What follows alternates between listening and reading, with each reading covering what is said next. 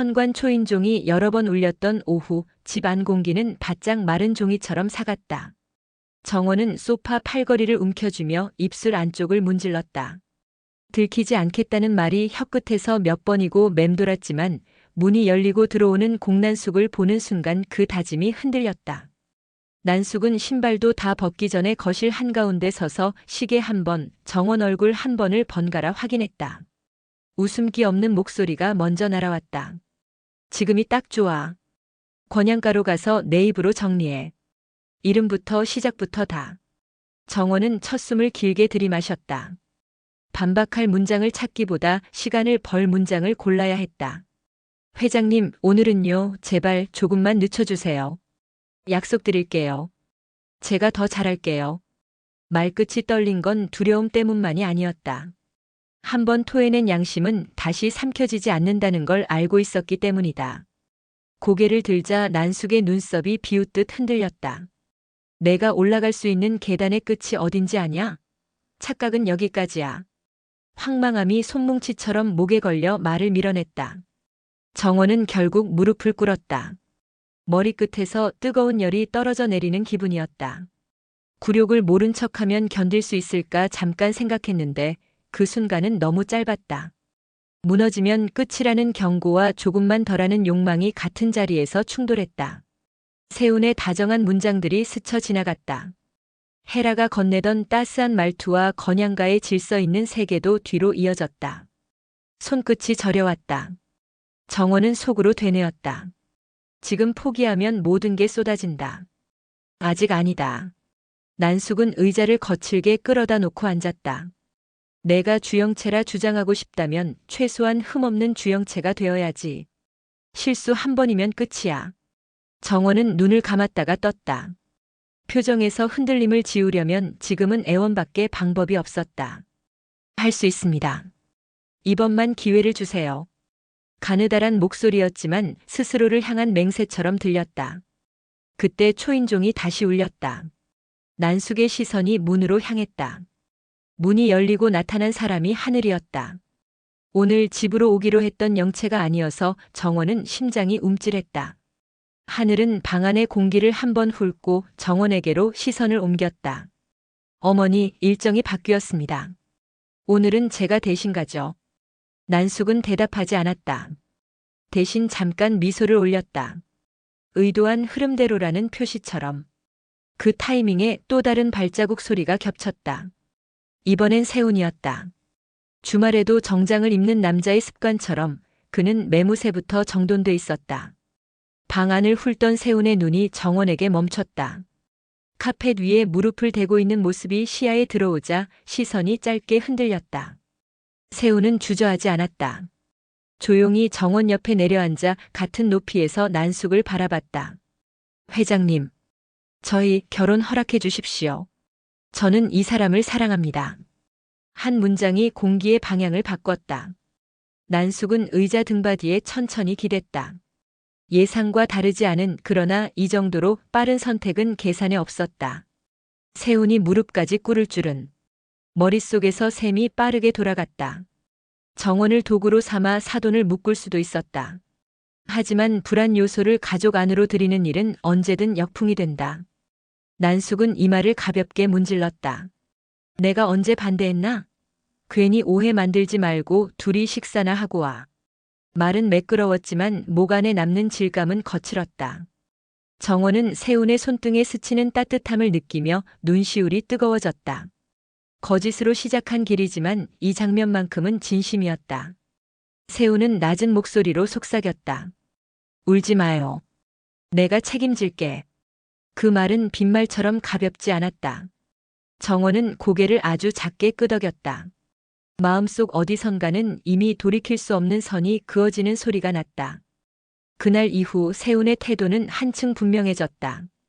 연락의 빈도, 챙기는 방식, 약속 시간 사이의 작은 공백. 모든 것이 곁을 내어주는 사람의 패턴이었다. 혼자 해결하려 들지 마요. 같이 합시다. 그 한마디가 정원의 밤을 버티게 했다. 자기 기만이 조금씩 자기 확신으로 변질되는 과정은 이렇게 조용히 진행됐다. 거울 앞에 서면 어느새 정원이 아니라 영채가 먼저 떠올랐다. 이름을 바꾸는 일은 생각보다 쉽고 그 이름으로 사랑받는 일은 달콤했다. 멀리서 이 모든 것을 지켜보는 사람이 있었다. 주하늘. 정원이 웃으면 안도했고 정원이 멍해지면 가슴이 죄어왔다. 처음엔 지켜주고 싶다는 보호 본능이 컸는데 시간이 갈수록 감정의 결은 분명해졌다. 사랑. 그 단어를 인정하는데 오래 걸리지 않았다. 다만 마음이 향하는 자리와 현실의 자리는 서로를 밀어내는 자석처럼 맞지 않았다. 정원이 스스로 영채라는 껍데기를 굳게 붙들수록 하늘의 발걸음은 더 무거워졌다. 그는 밤마다 같은 고민을 되풀이했다. 내가 폭로하면 이 거짓은 끝난다.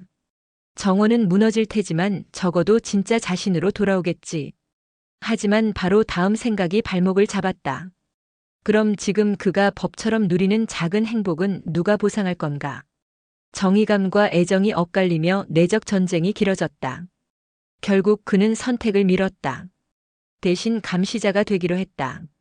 정원의 하루가 위험으로 치우치지 않도록 가능한 범위에서 모서리를 둥글게 만드는 역할. 며칠 뒤 정원은 한혜라에게 따로 연락했다. 미뤄둔 감사 인사를 전하고 싶었다.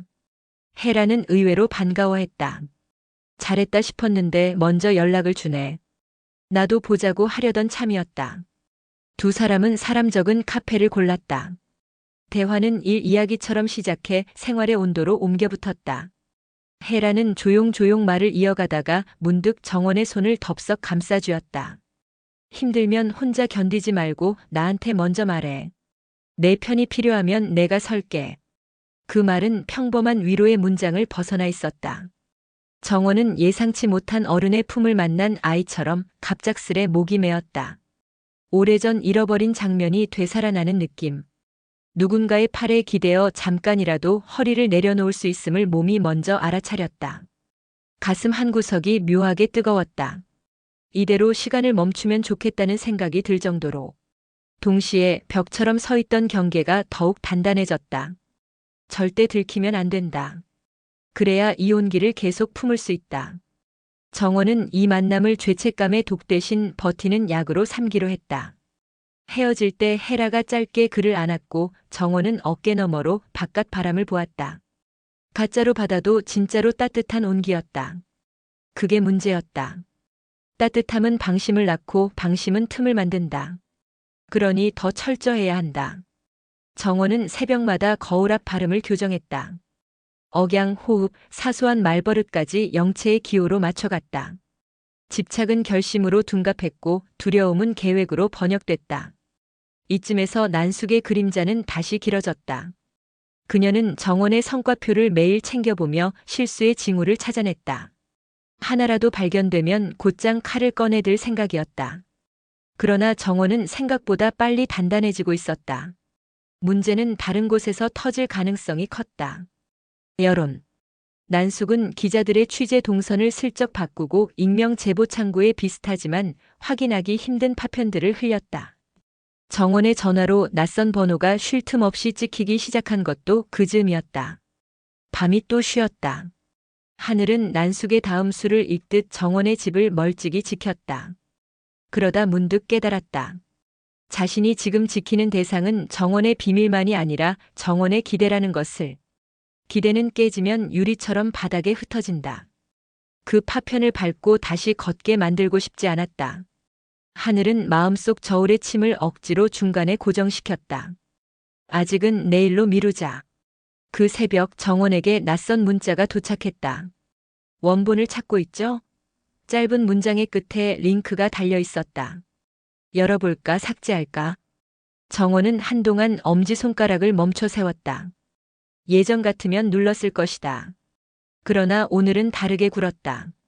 노트북을 닫고 천천히 불을 껐다. 서두르는 쪽이 지는 판이 있다는 걸 배웠기 때문이다. 창밖으로 새벽 바람이 들어와 커튼을 살짝 밀었다. 다음 날의 리허설은 끝났고 진짜 공연은 이제 시작이었다.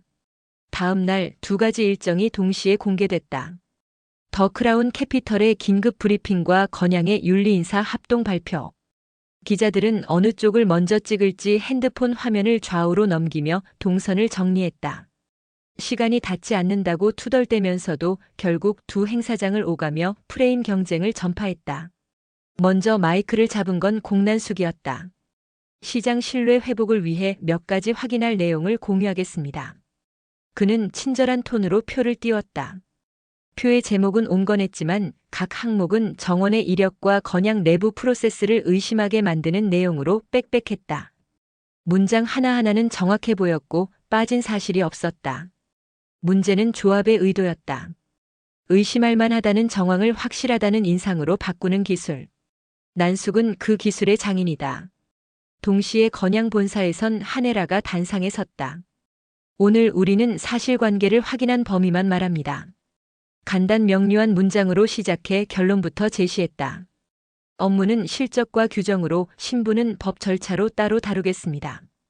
외부의 왜곡에는 법적 조치를 즉시 진행합니다. 세 문장의 방향이 담겼다. 가족의 문제를 회사의 문제로 전가하지 않겠다는 선언이었다. 질문이 쏟아졌다.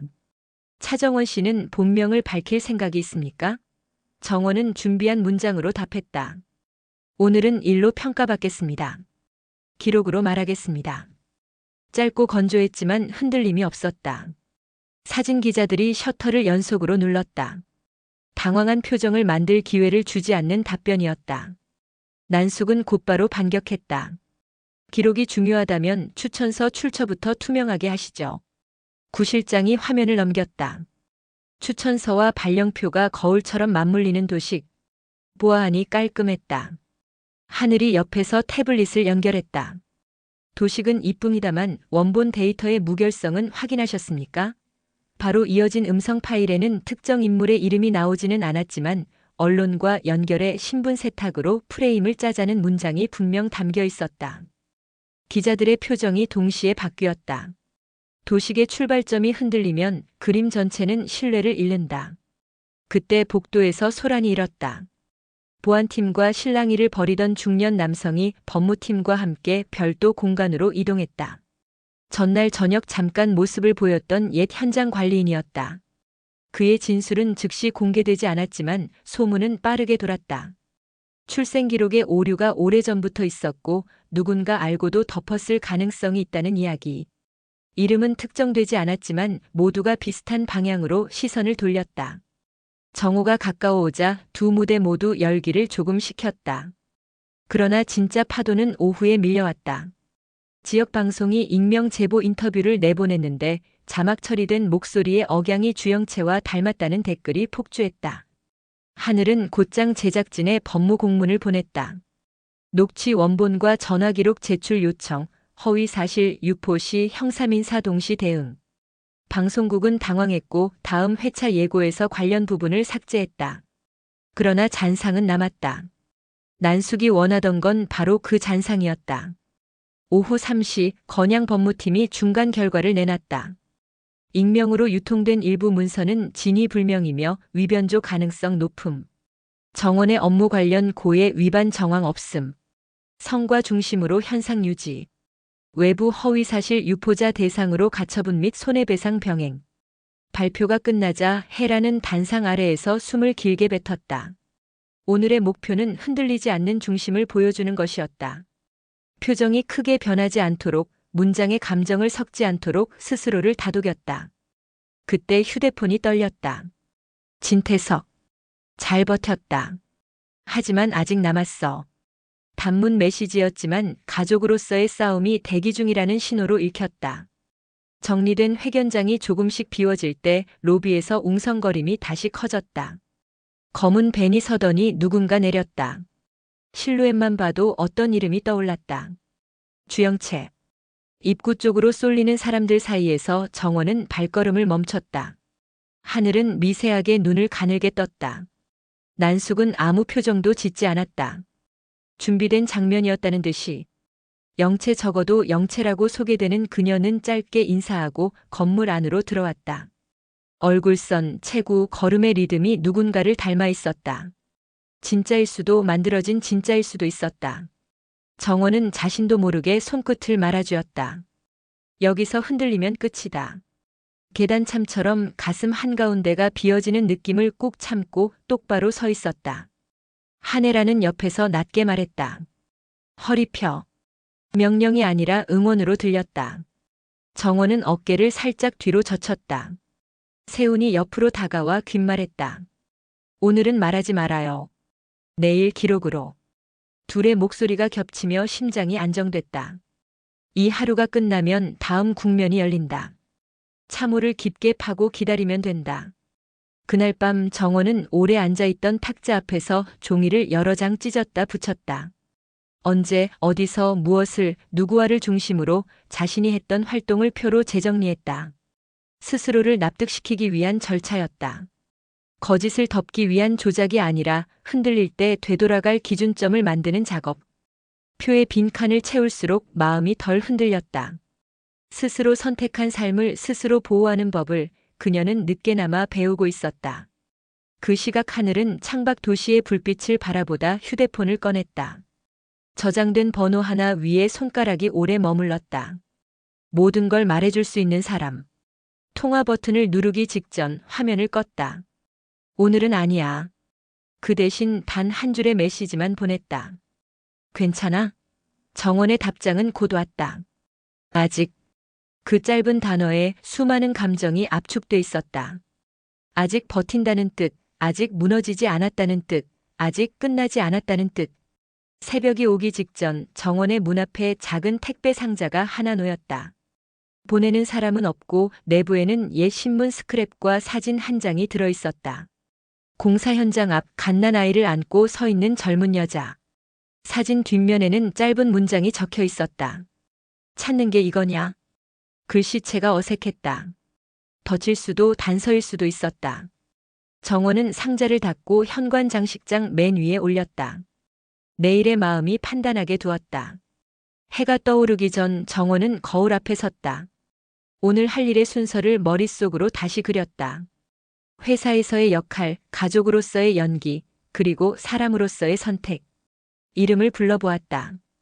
차정원. 발음이 또렷했다. 이어서 한 번 더 불렀다. 주영채. 어느 쪽에도 감정이 과하게 실리지 않도록 목소리를 고르게 맞췄다. 마음속에 두 개의 선이 그려졌다. 진실로 가는 길과 지켜야 할 자리.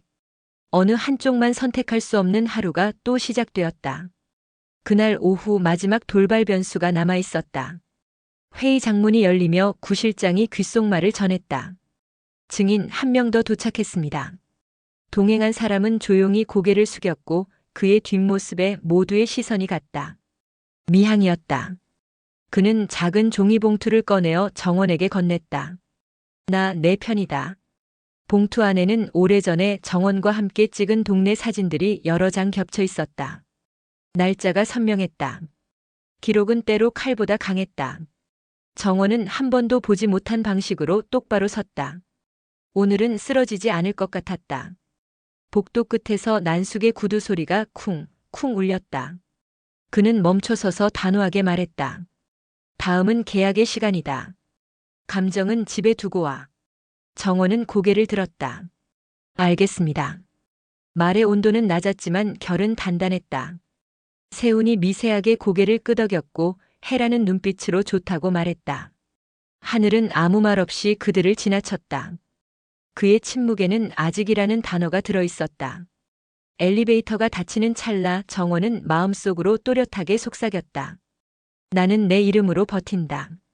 그리고 필요하다면 내 이름으로 무너진다. 문이 닫혔다. 화면 같은 하루가 다시 흘러가기 시작했다. 이 이야기는 아직 중반이다. 다음 장면의 조명이 곧 켜질 것이다.